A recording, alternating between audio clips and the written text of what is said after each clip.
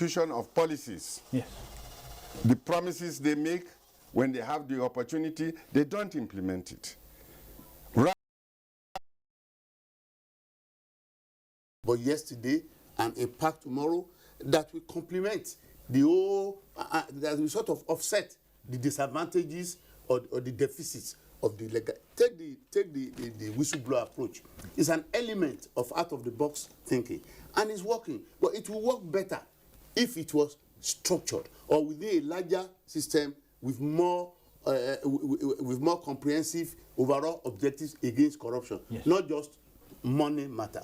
Second point I would like to make before I hand over is that our leaders must do like South Korea, what they did 2-3 decades ago, when the leaders got together, discovered that they were not developing, that corruption was killing the country, and leaders of various colors got together and reached a consensus to kill corruption. Yes. Our leaders have to do that. As of now, we are not doing that. The same leaders are not making the right laws, or even the laws that are there, they are sabotaging it with legal technicalities. They will tell you, for example, that we are a federal republic, but we are made up of states that comes every month to beg for money. That's one lie. Yes. We should not be deceptive against our population. That's a form of corruption. You say, oh, we are a republic, but we spend 5% of local government money on obas, emirs, and ubis. You say we are a secular state, but you have pilgrim boards, Christian and Muslim, all over the place. This, and even what you say in your national anthem and your constitution about being compatriots. How can I be a compatriot man who is putting $49 million inside a room and do? Yes, thank you very much, General IBM Haruna, for honoring our invitation. Thank you for sharing with us your wealth of experience, and thank you very much, Professor Kwame Odekule. My pleasure. So many dimensions we brought to it, actually. Well, in all, I think is the issue of collective responsibility, and just as they said, all institutions should work in accordance with the established rules and regulations and the democratic tenets. That has been Moment for Thought. I am Aliyu Bababaro. Thank you for watching. Goodbye.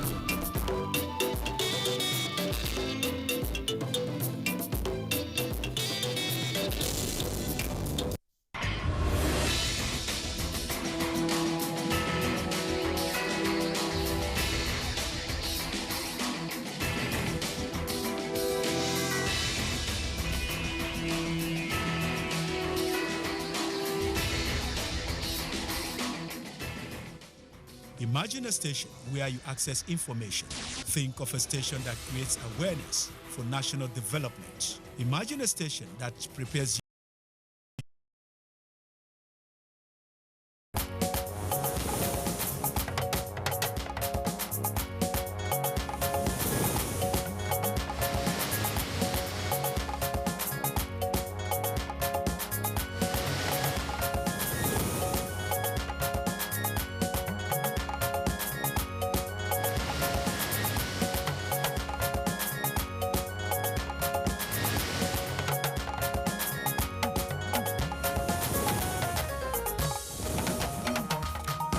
to ensure that we all understand and internalize the economic recovery and growth plan.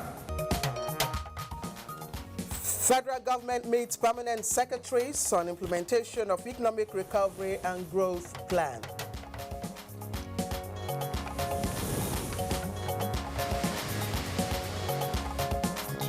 '17 African Digital TV Development Seminar begins in Beijing as the clock ticks on digital switchover.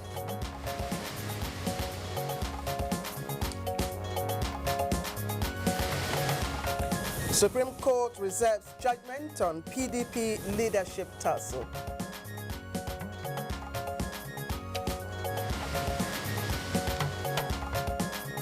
And on Good Morning Nigeria today, our focus is on cheating in public examinations.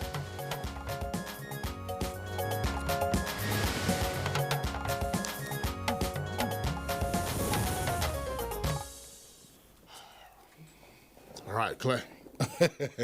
You're giraffing.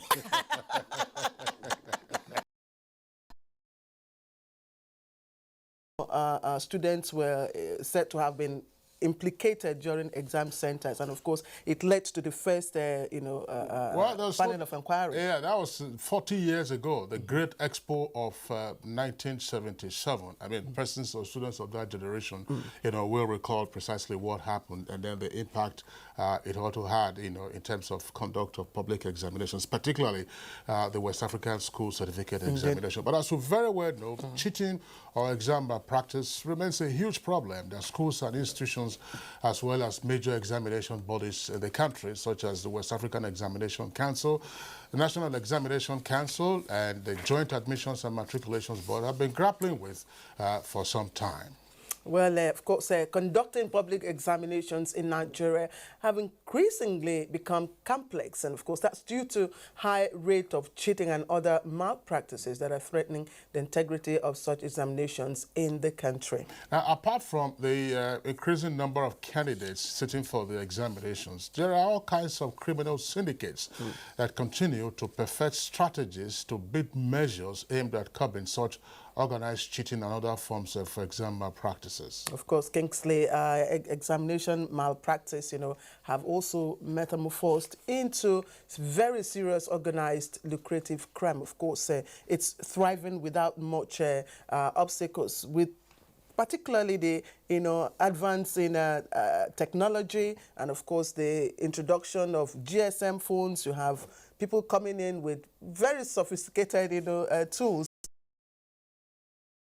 Because now appears to be recognized, whether in terms of admission or in terms of employment, further training, and so on and so forth. And therefore, some candidates are quite desperate, to acquire those certificates without bothering about how they pass their examinations. Indeed, and of course, we do know that we are told that more than 50% of students are said to be, to engage in exam malpractices, and that's, of course, at all levels of education in the country. But why are we talking about cheating in public exams today, Kingsley? Well, we have seen the Unified Tertiary Matriculation Examination taking place in the country already. For instance, it's recorded quite some cheating, and this is in spite of the measures put in place to stymie such things. In fact, some 10,000 candidates were said to have been caught in Anambra State alone, and more revelations are expected as the JAMB authorities, commence a review of the closed-circuit television cameras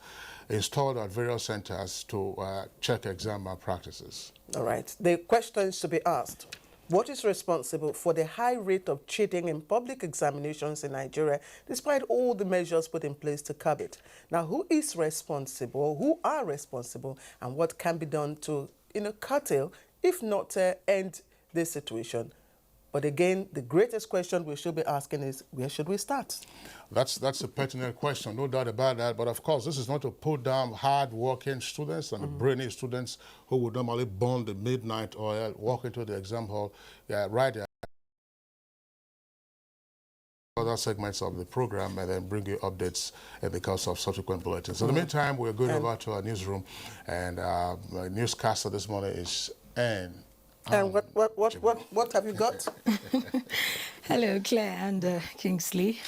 Well, we have a lot today. Thanks for joining us this morning. And here's the news. The federal government has begun an in-house dialogue with permanent secretaries and chief executive officers of agencies on the effective implementation of the Economic Recovery and Growth Plan.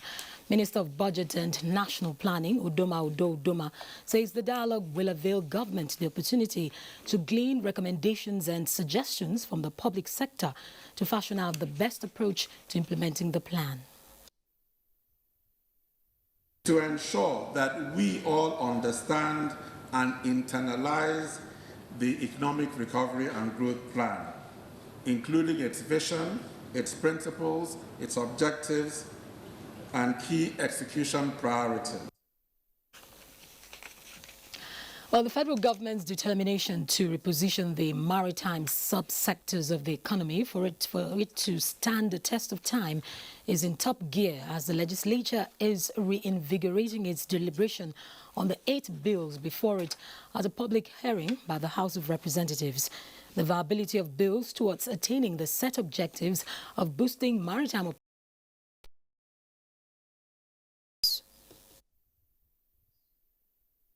appeal has been taken, judgment has been reserved.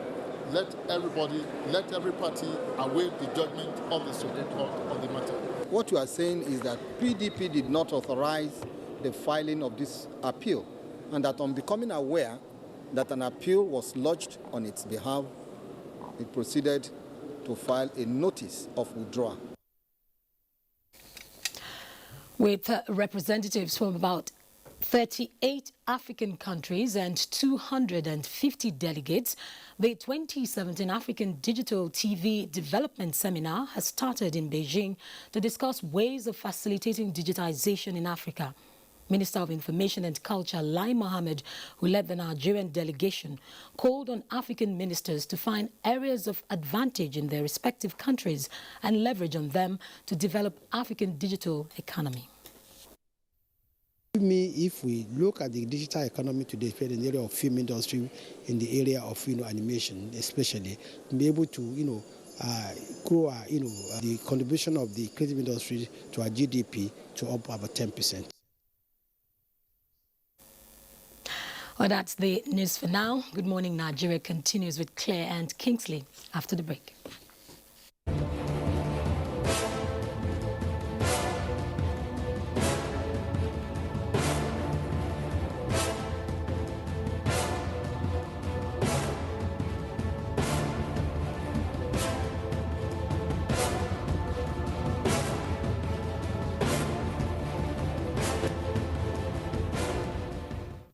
If you hear explosion or gunshots of an active shooter, that might be a terror attack. At such times, always remember 3 action words. Run, hide, report. Don't try to run towards the terror scene to save the situation, because there might be a second bomb blast or another attack. Run far away and take cover. Make sure you are safe first.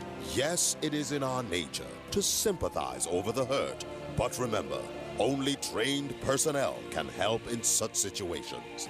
When in a secured environment, promptly call relevant authorities and help will come. This is a public service announcement brought to you by NTA.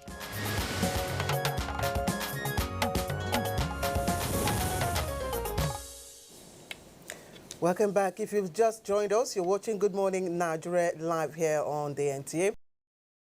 It announces new interest rates on unpaid taxes, and ahead of Democracy Day, Nigerians point to agriculture as a solution to the present economic situation.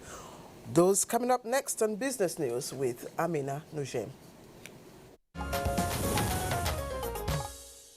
The federal government has approved a new interest rate spread on unpaid taxes for the year 2017.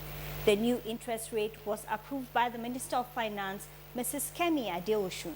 This was contained in a statement. Economy rebounds, we should be able to tighten up the loose ends that we have in all departments, in all sectors of the government. The present government is trying all it could to put the economy back despite the recess. And by the grace of God, has been promised by the federal government, because the budget have been passed. Truly, the way we are looking at it, before the ending of this year, Nigeria will go out of our recess. They also gave suggestions for a brighter economy. The 2 years of this government, in terms of security and corruptions, they've done well. It is only in the economy. And to me, let them go back to the drawing board and look at, let us forget about oil. Agriculture is there. Boy, young girl, you're supposed to go to the farm. You don't want to go to the farm? Farming is one of the important things in this country. We have land. The rice they are talking about, Nigeria can produce rice more than the outside country. We're not staying in heaven. We aren't staying on the sea. We are staying on the ground. We should have patience. This administration is reviving the economy. Whether you like it or not, they are reviving it. When we develop agriculture, if you can feed ourselves, adequately, definitely, other things will take shape. The Nigerian stock market resumed the week in the red as profit-taking continues to take toll on the market. The all-share index lost by 0.12%. The lead story for Daily Trust says, Kano Assembly suspends Emir Sanusi's investigation. Kano Assembly suspends Emir Sanusi's investigation. Now, below the nameplate of Daily Trust, you have 46 doctors care for 3 million people in Zamfara. Details of that story can be found on page 28. And also below that, NAF, that's the Nigerian Air Force, begins trial of airman who killed female colleague. That story is in greater detail. And you can find details of that on page 43. Now, up above the nameplate, Iraq minister OPEC may ask Nigeria to cut oil output, and India seeks responsible prices from cartel. Explosion rocks NGC gas pipeline in Delta, and Fauci seeks to extend tenure aborted by impeachment. You can find the details of that on page 12. And the picture story on this day newspaper this morning is, of course, with the caption, a new access road for River State. And you can, of course, identify the dignitaries there. You'll see the state governor and, of course, the PDP's Deputy National Chairman, Uche Secondus. You find the Senate Minority Leader, Senator Godswill Akpabio, and the Deputy Governor of River State, Mrs. Ipalibo Harry Banego. Omini. You need me to come up now? Definitely.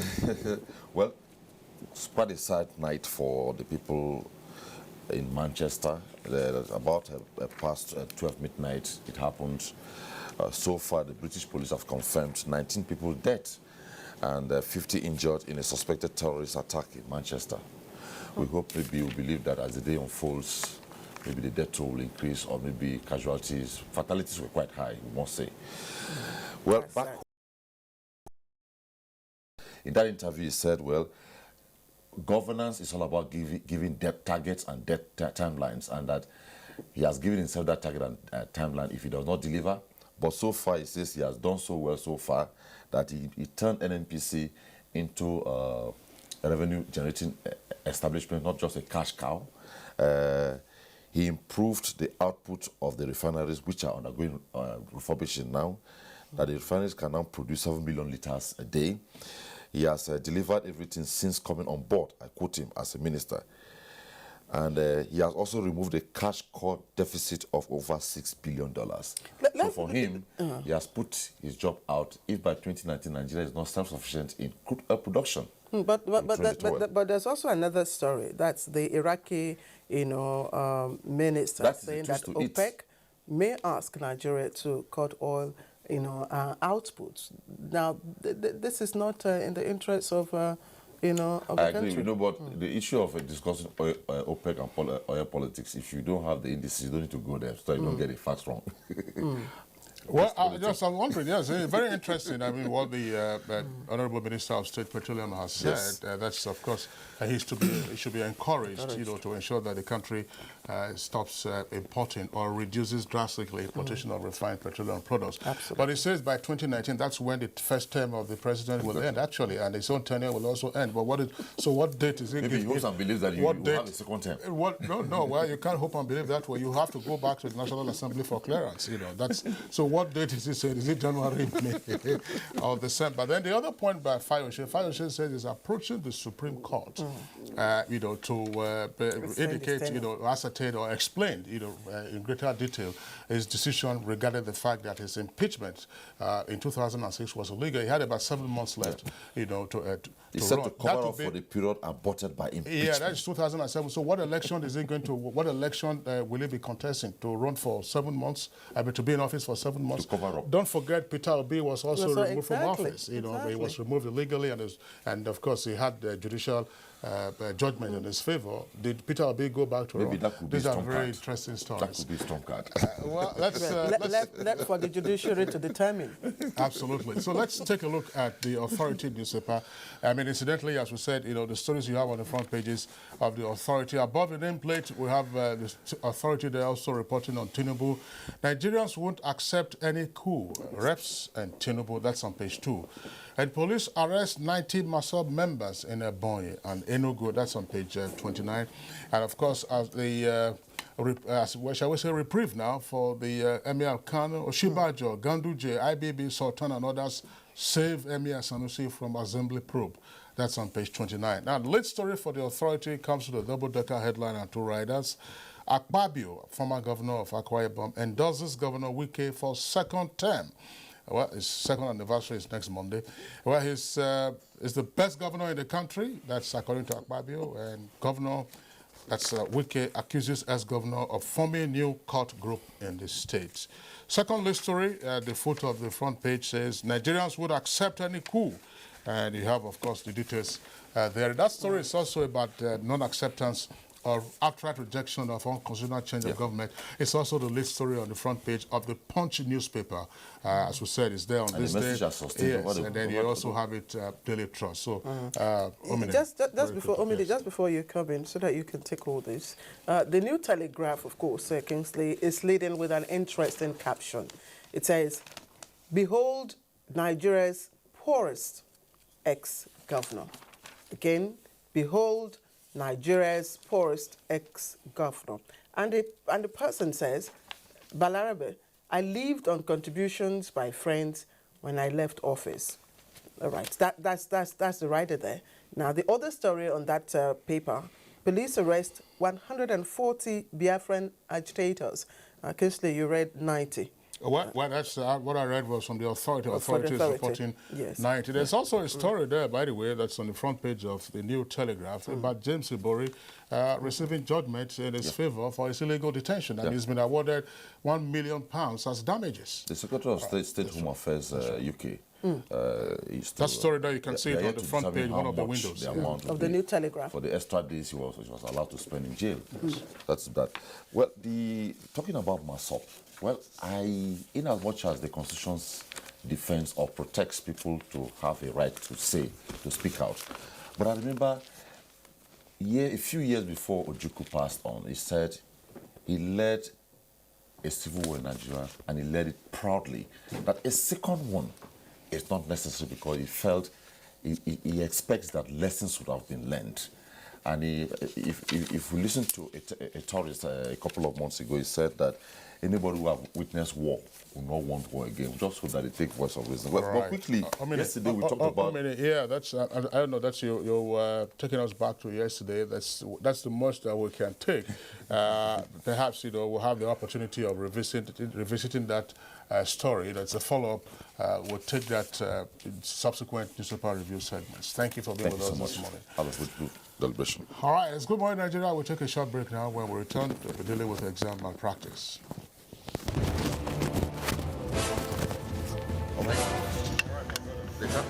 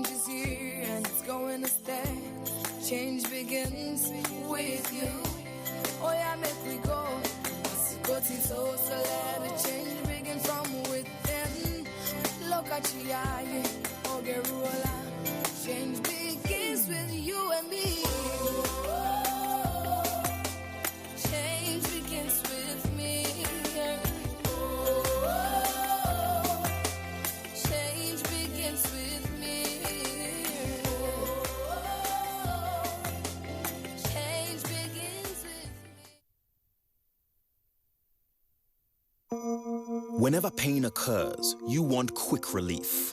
Try new Nurofen Express. It goes to the source of pain and gets to work in under 15 minutes.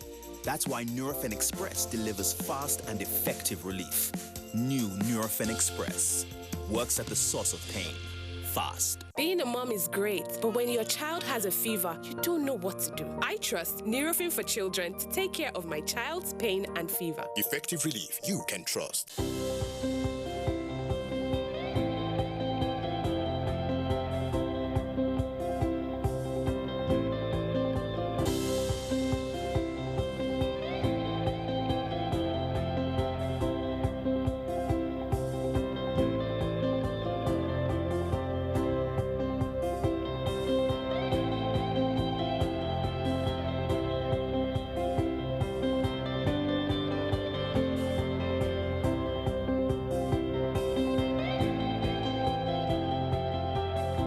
It is with joy that I've received Our Excellency's gifts. I want to say that may God continue to bless and reward her. And so, on behalf of Garki Hospital, we are grateful.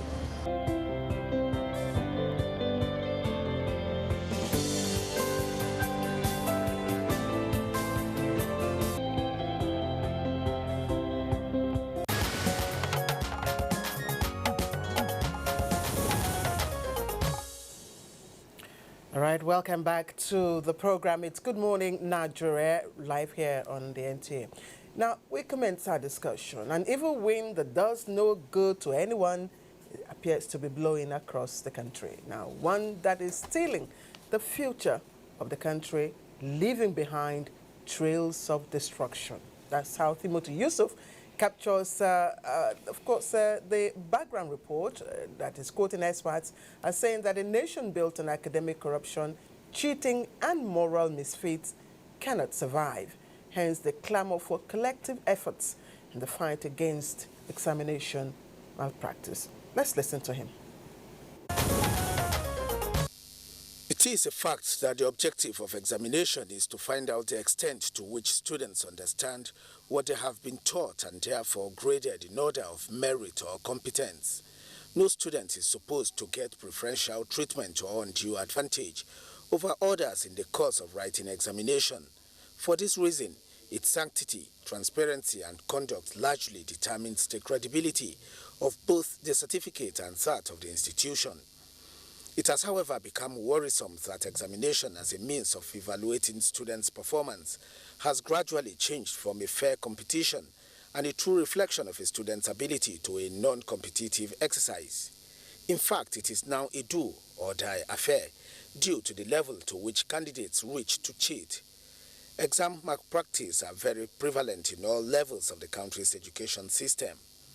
These malpractice are carried out both inside and outside the exam hall, with impersonation, leakage of exams question papers, selling of scores or grades, certificate forgery, and many other related offenses becoming the order of the day. Those who know posited that this is an issue of great concern, not only to the survival of the nation's educational institutions, but also to the country's future. They stress that examination malpractice has graduated from mere stretching of the neck to see what another person is writing during the exam, or carrying pieces of paper into the exam hall, to such sophisticated methods and emergence of syndicates that have perfected ways of beating measures to put in place to check cheating. Terminologies such as expo, dubs, missiles, masquerade, moon scene, and many more have been coined to depict different forms of examination malpractice across the country. Some schools also inflate examination fees in order to have enough money to bribe external examination officials to allow their students cheat during such examinations. They also make use of their teachers to perpetrate this evil. While exams malpractice is not a new phenomenon as it existed in the early 70s, only very few students were said to be involved then. The high rate of the menace now is attributed to the lost values, society's expectation, orientation, placing more value on paper qualification, inordinate ambition, and the involvement of parents, principals, and teachers, examiners, invigilators, supervisors, and even security agents. To curb the incident of examination malpractice, analysts suggest that it should start from the home with the parents and schools with the teachers. This implies that parents and teachers should try to guide and encourage studying hard and cautioning against any form of examination malpractice. Application of stringent punishments on anyone found culpable is another measure experts believe will curb the menace. What are the causes of examination malpractice in schools? Who are those that aid students in this dastardly act? What are the socioeconomic consequences and probable solutions for the eradication of this cankerworm that has eaten deep into the fabrics of the society? Experts are set to provide answers to all these questions shortly.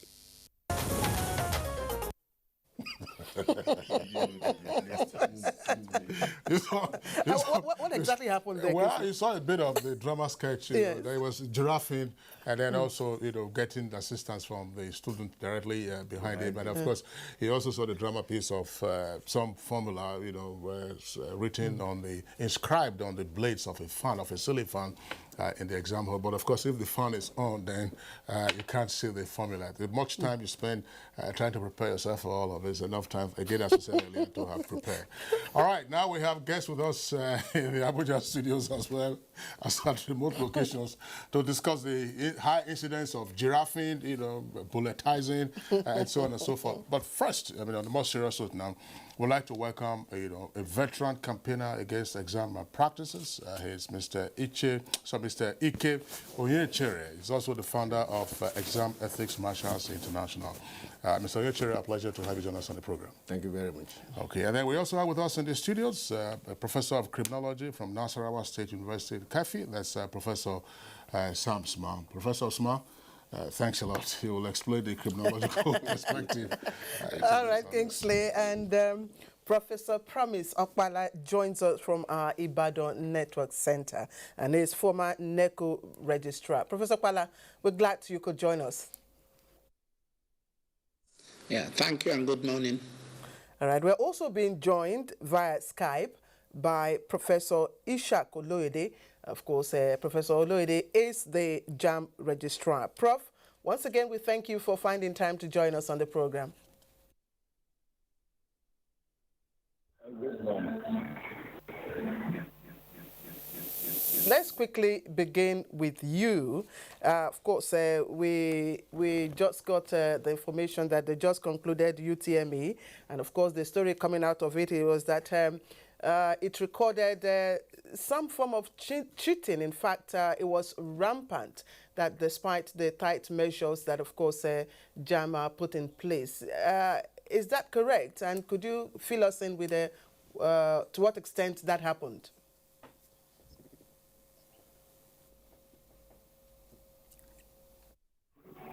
The examination malpractice issue, it is not particularly rampant in the last examination, but I saw so many dimensions, shocking dimensions of examination malpractice. It's not about the volume, it's about the intensity, the commitment of particularly parents to examination malpractice. I can understand and I can combat the pranks of the students, but I find it difficult to understand the motive behind the commitment of the parents to examination malpractices. I found particularly shocking the connivance of some highly paid individuals who claim to be CBT owners, who claim to be public officials, and the readiness at which they connive to perpetuate examination malpractices. During this exercise, I found so many shocking experiences. I've gone through these experiences, and I do not even have the courage to narrate publicly some of my findings. But the lesson it is that we are sitting on a keg of powder. We need to do something radical, something immediate, something urgent to address the parents who actually want to use the achievements of their children to decorate their own curriculum vitae. Many of them believe that unless they have children who are doctors, who are graduates, who are lawyers, they are nothing. And that made them to be desperate. They are very, very desperate in doing anything to ensure that their wards and children are found to be successful, even if they are not.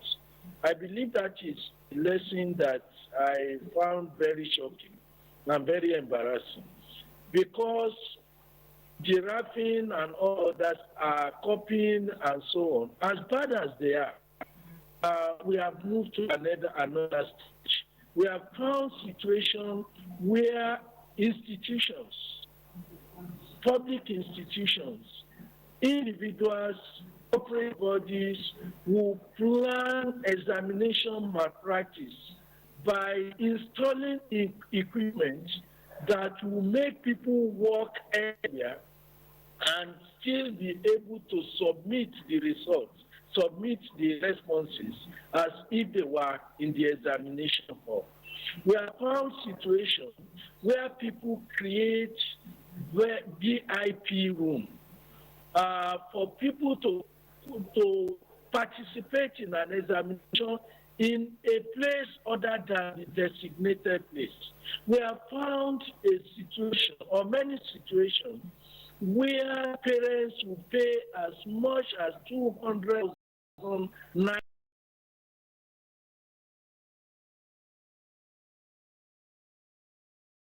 students for their awards. In situations where you think capturing 10 fingers will solve all the problems, some criminally minded Nigerians have created a way out of it. They have what they call 7x3, 8x2, 5x4.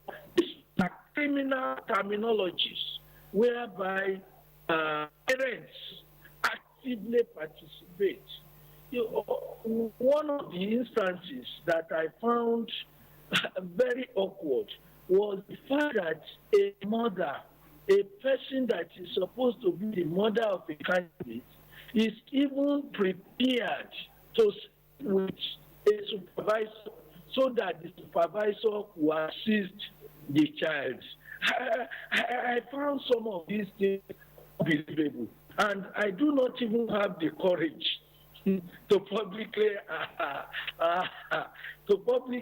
acknowledge some of the things I've discovered. Though some people are talking of 10,000, I don't know where they got that from, but I believe that we have a serious problem on our hands, and jam at our own level, we will do all that is possible. Many of them will be shocked because as jam is concerned this year, we have made up our mind, whatever is the cost, we will do this right. No matter who is behind it, we will do what we believe is right and fair. We are going to take some decisions that might be unpleasant to some people, but we believe that that's the right way to go. Unfortunately, some innocent ones will have to suffer some collateral damage, because in situation, any results that we are going to uphold must be results that we are sure of. And we have so many cases: cheating during the exam, cheating after the examination. I give you an example. The first UTM examination was written on the 15th of May. On that very day, a parent, immediately the daughter submitted examination. and finished the examination. A parent wrote to me, wrote to so many people in government, saying that there were technical problems in the center, and the daughter must be rescheduled for another examination because the candidate was negatively affected by technical issues. I received the report on Monday, and I was seated. I asked those who were at the center, they claimed nothing like that happened, but I was still interested. A mother, educated mother, writing such a letter, and I again followed of the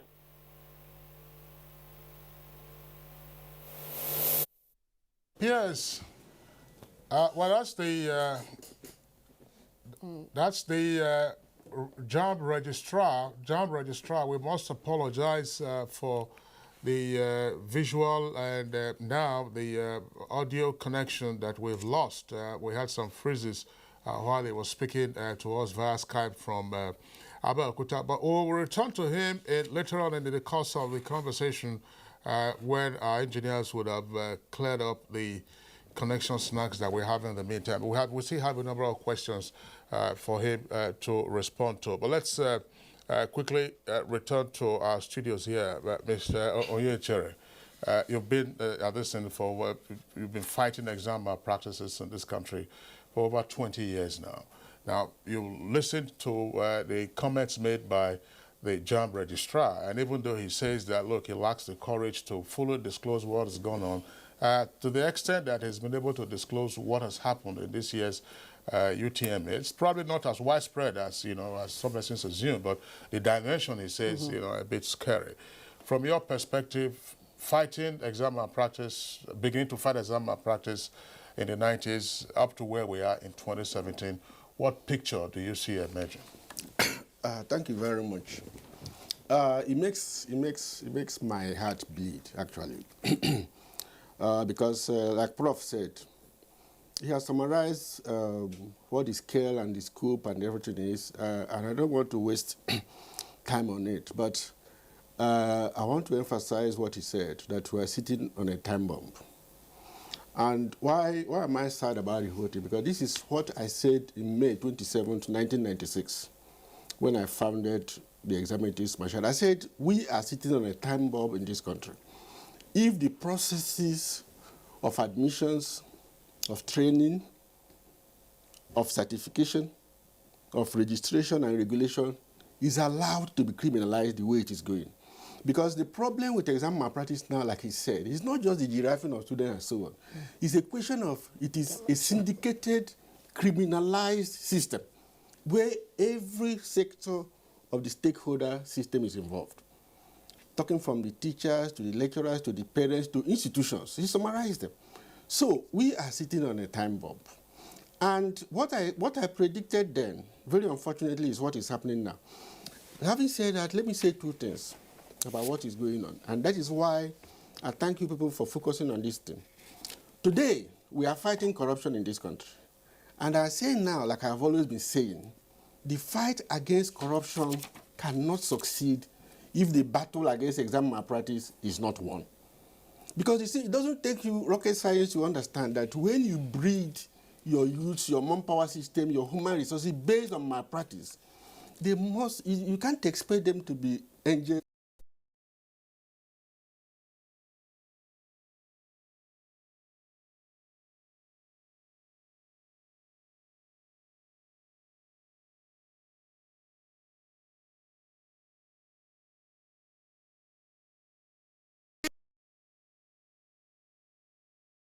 And teachers. So there's so much of anything called this.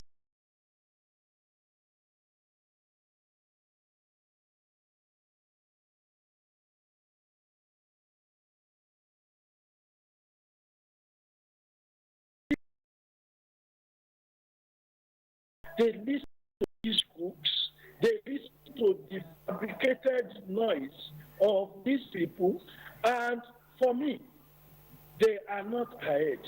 And JAMB in particular has everything it takes to combat it.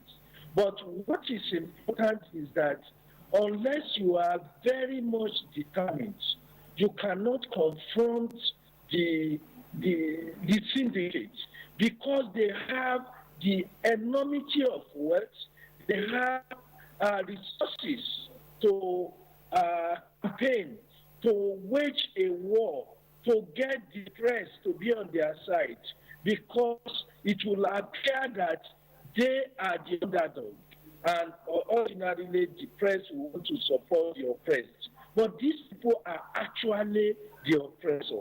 I was giving you an example of a parent last Saturday who wrote to everybody that matter in this country that the child has technical problem and should be rescheduled. We checked the examination, we checked the submission, we discovered the student attempted all the questions. Not only the child, the daughter performed very well in the examination. And because she had asked for a rescheduling of the examination, now to read, many of them are now rushing to anybody that knows, oh, they did not notify on time, and most of them, we have confronted them with empirical evidence to show that they were telling lies. So the point I'm making is that examination bodies alone cannot fight this war because of the strength, because of the enormity of resources available to the syndicates. I believe that we even we need to really come to, yes, we can do the academics of it. What caused it? Why was it so? I am not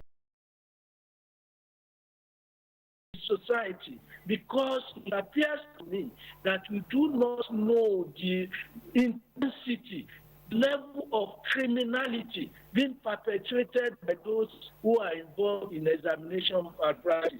It is already an industry.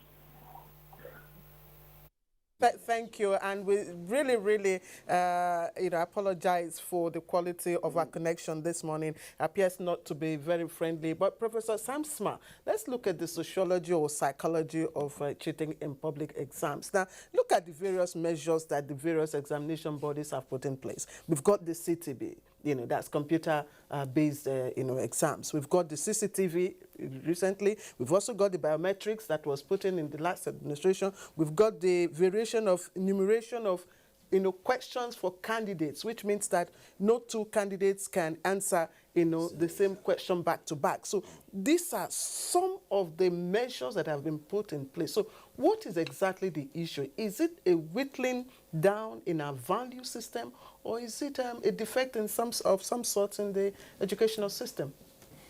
Well, thank you very much. I think let me start from where Prof stopped when he was talking of he's not employed to do the academics of exam problems in Nigeria. If we look at so the space is generally available to admit and to host these students for a period of about 4 years. Now, when you go into this university or institutional systems, you discover a lot of constraints. And these constraints simply are that there are not enough hostels. There are not enough ICT resources. Because, again, as you mentioned, ICT technology, learning has gone beyond literacy, beyond numeracy, beyond ability to speak. Now we're talking about ability to manipulate systems, manipulate digital systems. In this place, you can cheat and actually go scot-free. So that is the kind of impetus that is created in the minds of the little ones who look at the larger society and feel that there is no punishment that follows any offense. And because of that, they have been emboldened to do just anything, believing that we have our parents, we have our patrons, we have our guardians who are running the system, the criminal justice system, sufficiently enough for them to bail us out. All right, Professor, yes. Mr. Yes, let me point out something very important here. Prof, thank you. It's not just about the criminal justice system. I consider that the exam bodies that they are trying their best. But the issue of lack of sanction, the issue of lack of impetus, the exam bodies must also take the blame. Because you see, when you catch some of these people, when you say so and so principals, so and so supervisors have been involved in the malpractice, we are recognizing so many schools and so on and so forth, you find the exam bodies, they only give statistics. They never release the names of these schools, of these institutions. So you find that the people continue to be recycled. They say they report them to their states, the states that gave it to them, the ministries of education, so that they can punish them. And the states sweep these things under the carpet. So you find that next year, the same people of the UTMA that you have conducted this year, and also on the basis of what you said you have found astonishing, how many arrests, if any, have we had, and what prosecution is in the offing? I want to say that I agree with the last speaker, and I will tell you JAMB is an exception. We are disclosing names and we continue to disclose names. If you ask me, even now, if you write JAMB, we will give you the names of institutions. Yesterday, I was giving a lecture in the Abuja, and I mentioned clearly those of them caught in Abuja City. I mentioned their names, I mentioned their addresses, I mentioned their fathers' homes, because I believe we cannot allow people to hide under anonymity to perpetuate this level of criminality. I believe that we will come out to mention specific names. But to your question, even before the examination, we have been able to ensure 3 convictions. 3 persons have been sentenced on the basis of the report we made to the law enforcement agencies. And in all the cases we have identified so far, yesterday morning I handed an examiner one in Lagos, that required, the one of Calabar had to do with impersonation, where undergraduates wrote exams for O-level students. We pursued it to its final conclusion of securing,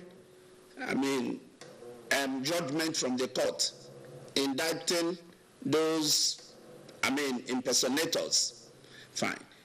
It's really a little bit difficult and lengthy securing, complete and final verdict on issues of exam malpractice.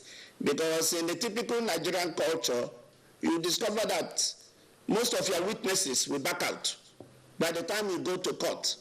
Parents will dissuade the children from going to court to give witnesses. And of course, within the confines of the law, it must be substantiated, otherwise the case is thrown out.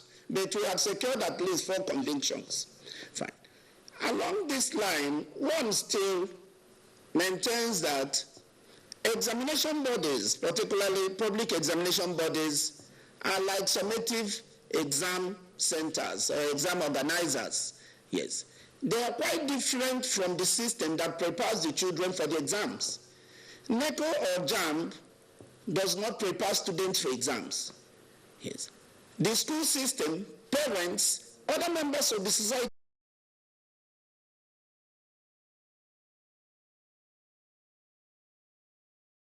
bodies. All other bodies that have to do with teaching, learning from home, from school system, should liaise with public examination bodies to understand why they behave the way they behave, and then present these students who have sufficient confidence to walk into the exam hall and minimize exam malpractice. When you send these students to take JAMB and they are so much afraid, they will easily fall a prey to anybody, any organ, any syndicate. They will pursue question papers they may not see. They will bribe everybody because they can't do the exams on their own. Thank you.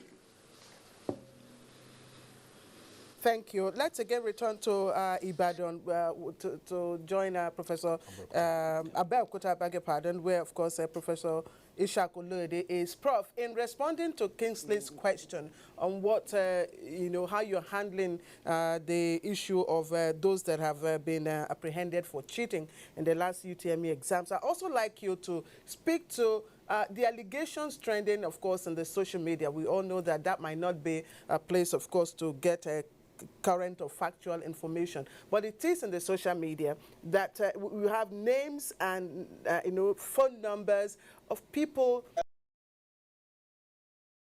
The task force for every state of the federation for the last UTME examination.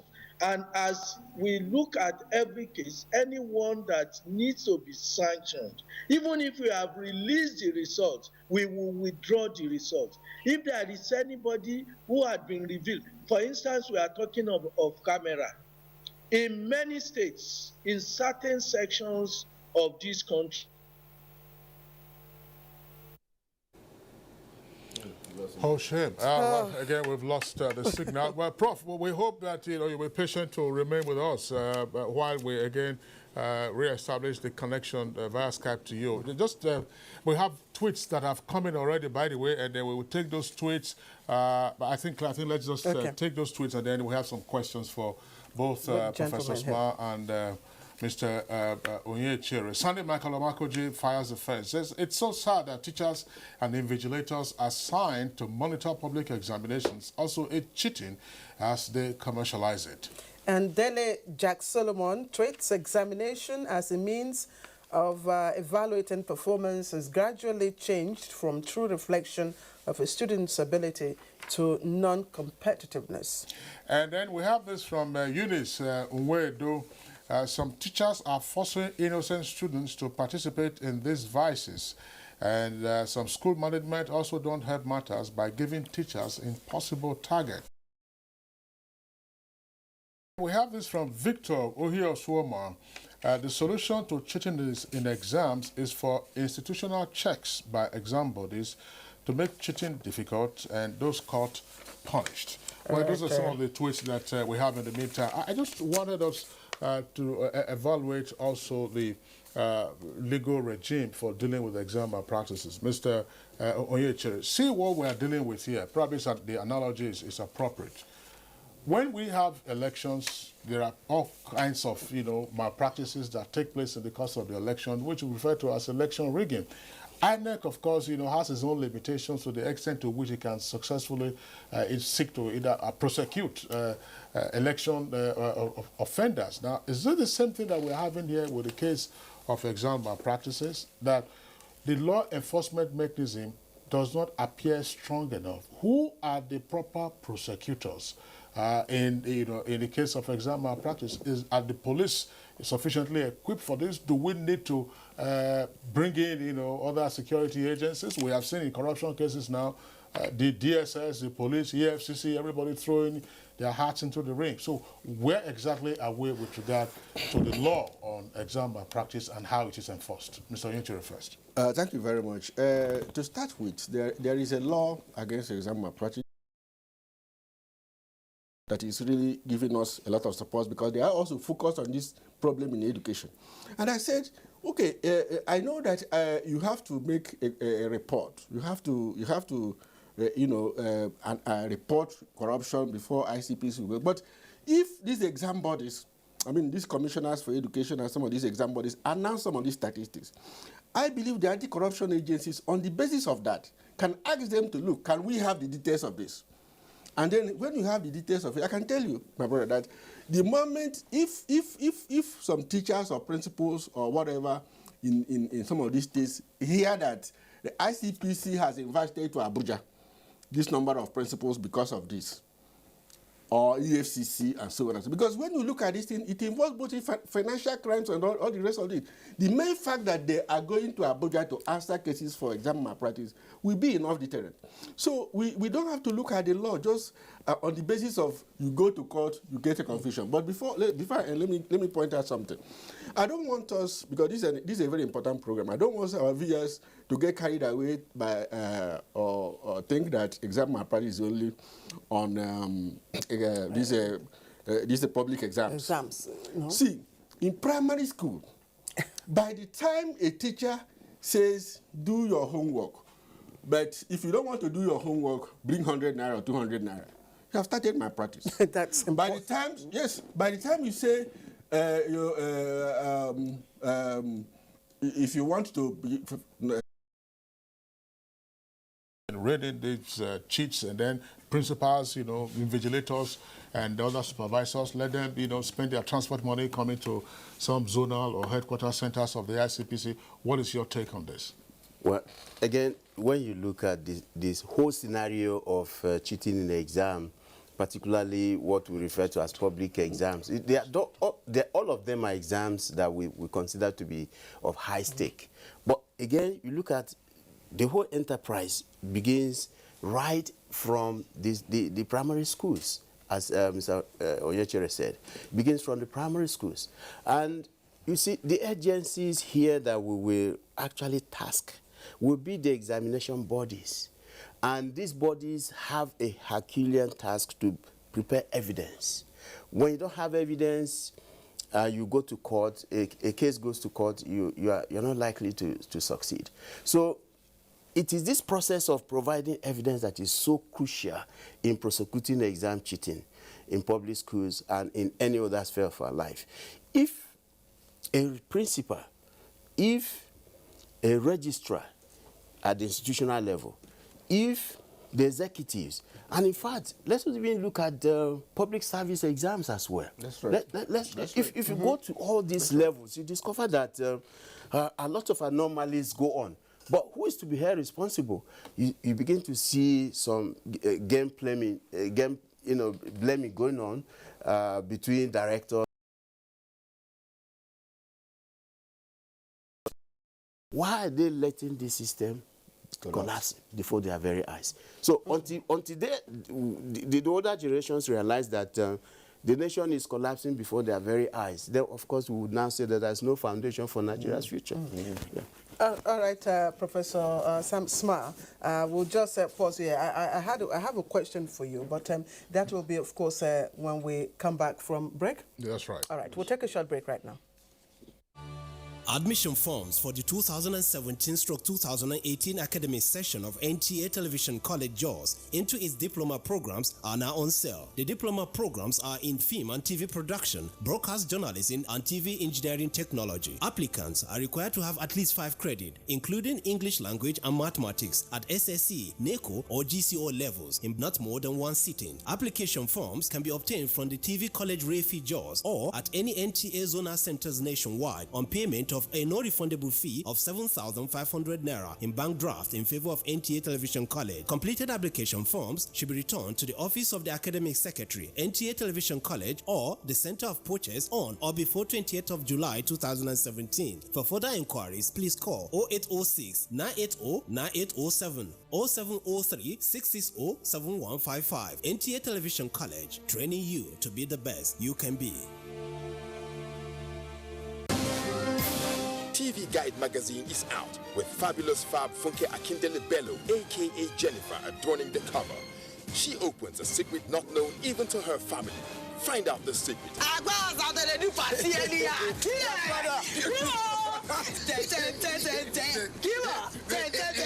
NTA turns 40 this year.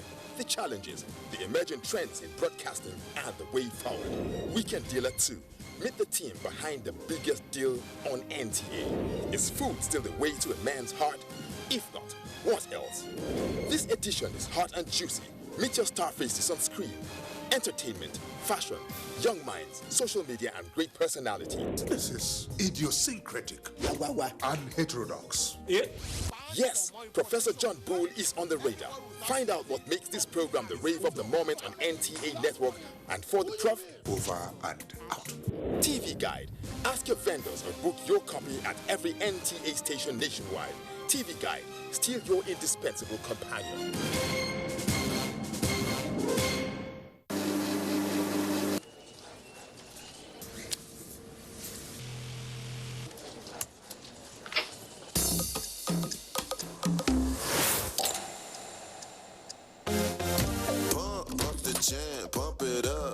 your feet are stomping, and the jam is pumping. Look ahead, the crowd is jumping. Pump up the jam and push up your hand. You know, say me fans them plenty like sun. Jump up and dance, make them understand. Say me energy could have never be contraband. No matter what life throws at me, I can handle it constantly. All of my fans them invited. DJ, make my day.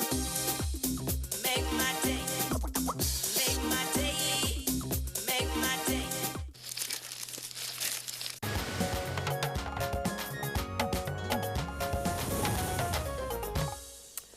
All right, Kingsley. Well, yeah, that's Yes. right. We welcome back.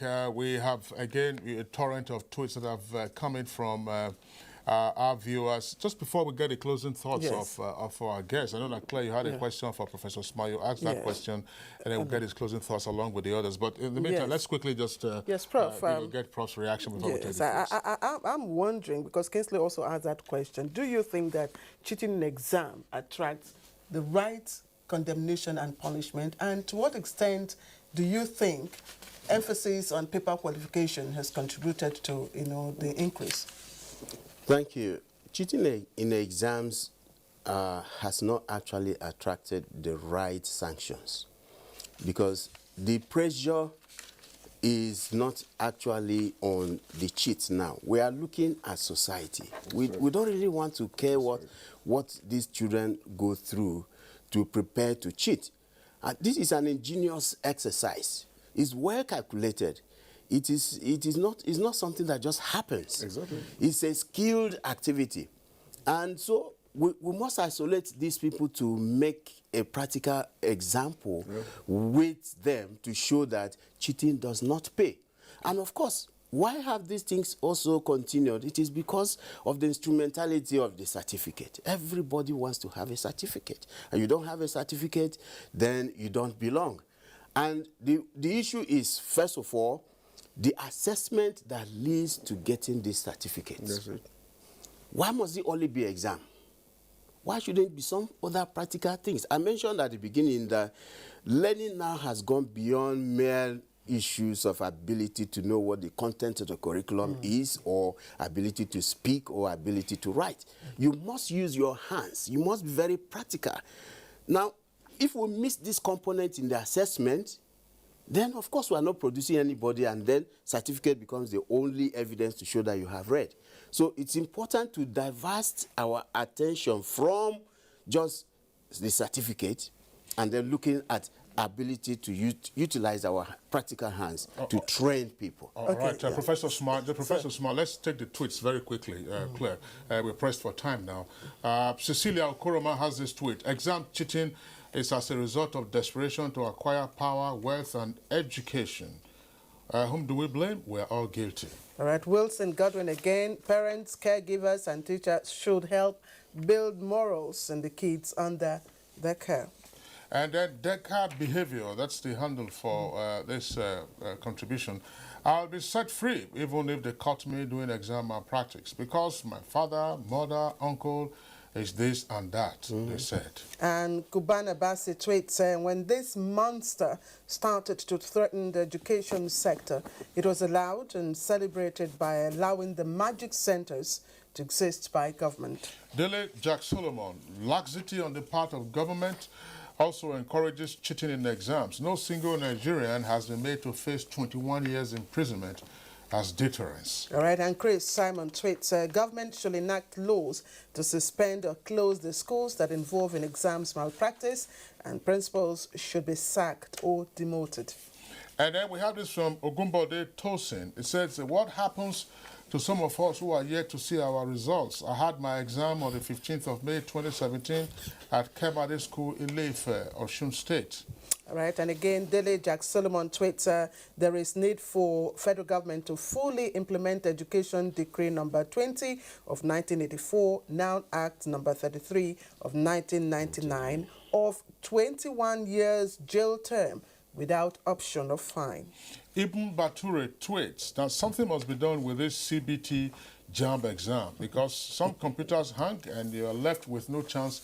Before you realize it, it submits for you automatically. Well, I'm sure Professor Loyede is listening. There are some tweets, of course, that speaks to him.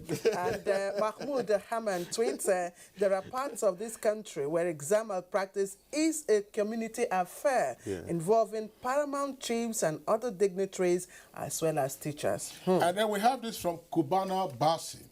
Some applicants, that's to say some candidates, are now going to the examination hall with guns. Only God knows whom they want to fire, either the questions or the oppressors. And finally, tweets coming in from Sheriff says, government should focus squarely on scrapping examination malpractice in public centers, as that's the root of corruption in this country. All right, thank you all very much for your tweets, Kingsley. Yeah. There were two tweets that speak to Professor Loyede. Yeah, 2 tweets. But just before we get the closing thoughts of Professor Loyede, I would like us to also get the thoughts of Professor Okpala. Professor Okpala, now let's paint very briefly from you. How do the examination bodies deal with insider collusion?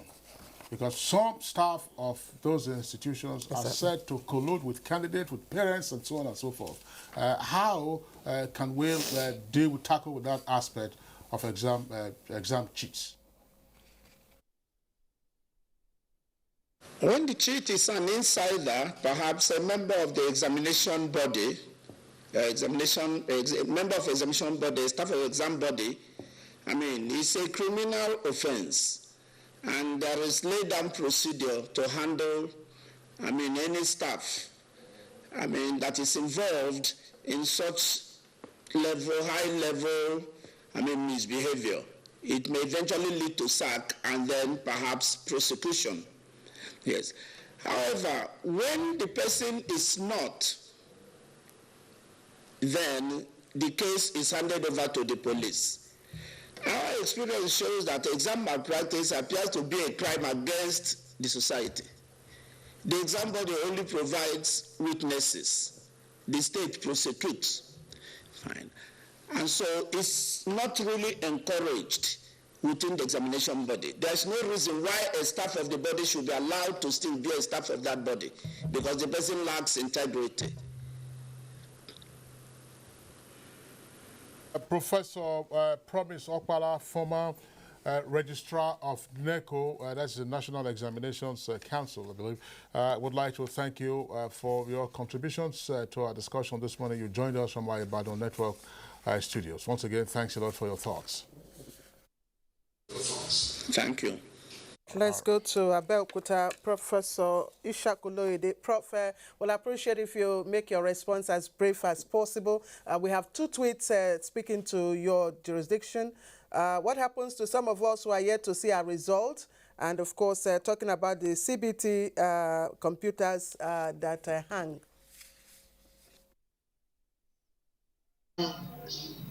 Thank you very much. If you hear me, the first one, those who have not seen their results, those who have not committed any offense, have no fear. We are withholding some results pending investigation. Where we have any information, no matter how minute, about malpractice, we are withholding the results until proper investigation is being done. And where we have released the result before we get the information, we are also withdrawing the results. We are going to be fair to everybody. We are going to be thorough, and those who have not received their results, there are problems, but the problems might not involve the individuals, because once we hear of an examination malpractice in a center, we withhold all the results from that center until, at least for that session, until we clear it. That's the first one. The second one about hanging computer. Yes, we have had few cases of such cases, of such instances, and we are using a system that records whatever happens. We are the logs of the system, and where anybody is logged out, that person will be rescheduled for an examination. We have had some lies about such, but we have also have genuine cases. Genuine cases will be treated because we are using technology. Every year since we started the CBT, people complain that this one hangs there or not. But in some cases, the hanging was deliberate by exam center owners and some of the candidates. And we are coming out with proof to show that what is important is that let us all be sincere. Let us all be committed to eradicating examination malpractices in our society. Anybody who has genuine claim should put forward his genuine claim, and JAMB will look at every case on its own merit. All right, Professor Ishak Oloyede, would like to appreciate you very, very much for joining us via Skype from Abeokuta. Thank you very much, Prof. Very much. It's a pleasure. All right, we're watching Good Morning Nigeria, and time, of course, to quickly take a look at sports. Well, yeah, just before we do, Claire, we still have two guests with us in the studios, yeah? Professor Sam Smart, Professor of Criminology at Nasarawa State University. Kefi, would like to thank you for being on the program this morning. Thank you very much. Okay, and then we also would like to appreciate Mr. Ike Onyechere, veteran campaigner against exam malpractice. We wish you more energy in your drive, and of course the rest of us, in seeking to extirpate, this cancer that we find amongst some candidates. Not all candidates are cheats, by the way. Not all parents are cheats. Gentlemen, thank you for being with us. So that does it for our discussion segment on Good Morning Nigeria. We move on now to our complementary segments. And we're taking a story on the foreign scene. Claire, the story on the foreign scene coming out of Manchester. All right. Yes. Okay, and of course, it says 22 people, including children, have died after a blast tore through a pop concert at Manchester Arena in a suspected terror attack, police have said on Monday night. Greater Manchester Police said that 59 other people were injured in the explosion at the Ariana Grande concert. World leaders and performers were among many who expressed shock and disbelief as they paid tribute to those who died. Meanwhile, Prime Minister Theresa May says authorities were working to establish the details of the blast, adding that it was being treated as an appalling terrorist attack. All right, well, that does it for our foreign report. Let's go over now to the Weather Center to check out the prospects for the rest of today. Glad to have you join us on the weather segment from the Nigerian Meteorological Agency. There are prospects of isolated thunderstorms to affect some parts of Kebbi, Yelwa axis, including 1 or 2 places over the central cities. Rains are also probable over the southwest coast in the morning. And as we progress into the day, chances of isolated thunderstorms are likely to affect the southern half of the country, including the high ground areas of the central cities, talking about Abuja, parts of Jos, Lafia, and Lokoja axis. Thundery activities may likely occur over Gusau and Katsina axis.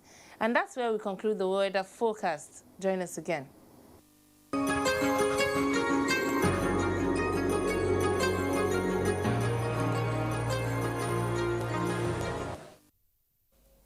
All right, and it's been a very interesting and, of course, enlightening program today, I must confess. I hope you also found it worth your while. And that does it for us on Good Morning Nigeria. We thank you for watching.